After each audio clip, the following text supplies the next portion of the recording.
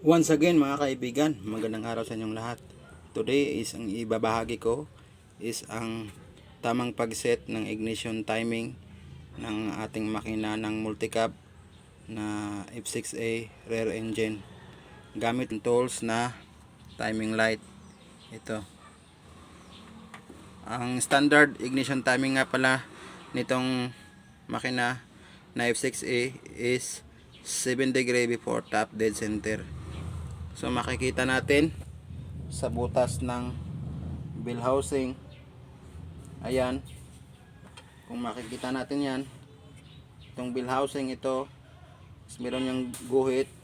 Tapos dito sa flywheel, meron din yung guhit. Itong may guhit na may pintura, ito yung 7 degree.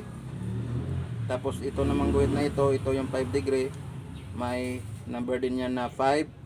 Dito naman sa kabila, ito yung 10 degree. May number din yan na 10. So nasa gitna siya ng 5 at saka ng 10. Ito yung 7 degree. Dapat pag pinaandar na yung makina, umikot na itong flywheel, tapos ginagamitan natin ng timing light, itong may guhit na ito na may pintura, dapat magtapat siya sa guhit sa flywheel. So isiset lang muna natin ang ating timing light.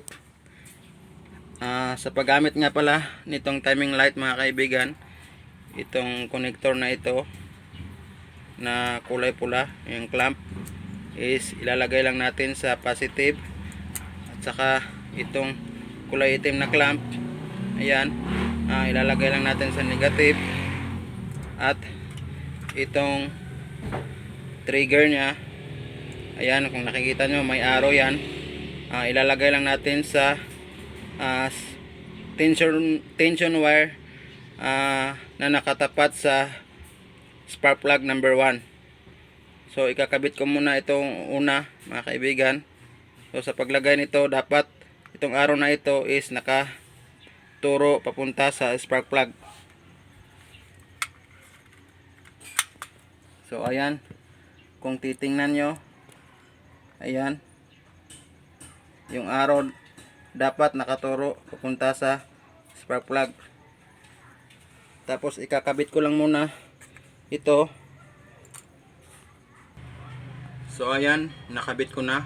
Kinabit ko siya sa magnetic solenoid ng starter. Tapos yung isa naman, kinabit ko lang siya sa makina dito. Tapos ready na yung timing light. Pwede na natin siyang gamitin pag umaandar yung makina. Pindutin na natin ito, tapos itututok natin doon sa butas ng wheel housing ng transmission. So papaandarin lang muna natin mga kaibigan ang makina. So ayan mga kaibigan, umandar na yung makina. Ang gagawin lang natin is itong timing light is itututok natin doon sa butas ng wheel housing ng transmission. So ayan, test lang natin. Ayan, kung nakikita nyo mga kaibigan,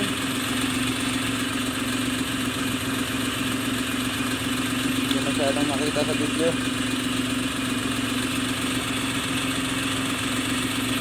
So ayan, nakikita nyo yung may pinturang puti is hindi siya tumapat doon sa guhit ng wheel housing, kasi inikot ko na yung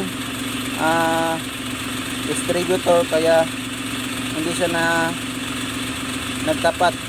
So ang gagawin na natin is luwagan yung bolt ng distributor, since niluwagan ko na ito.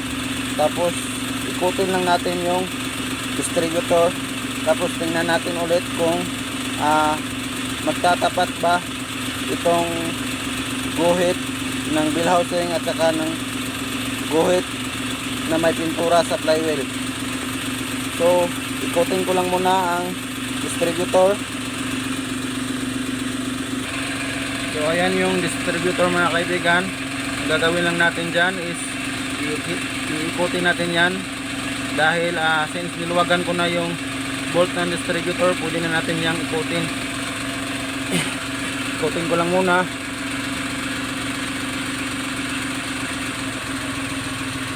Tapos tingnan natin ulit kung nasa tamang ignition timing na ba, tumapat na ba yung may pintura sa guhit ng bill housing.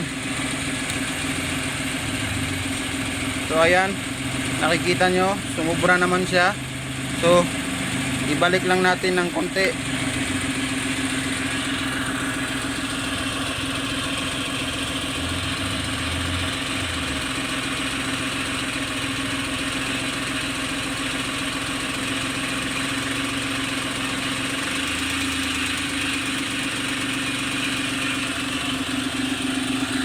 Tingnan natin ulit. Ayan, sumubra na naman. Balik ko lang ng konti.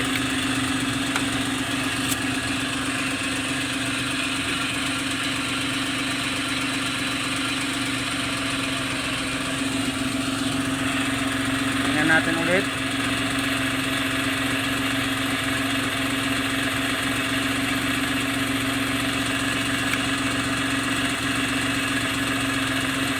Ayan, tapat na sila mga kaibigan, no? Nakikita nyo yung guhit nya, nakatapat na sila. So yan yung tamang ignition timing ng ating makina.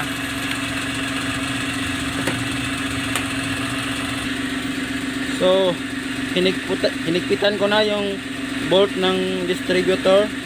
Check natin ulit kung hindi ba nagbago yung ignition timing.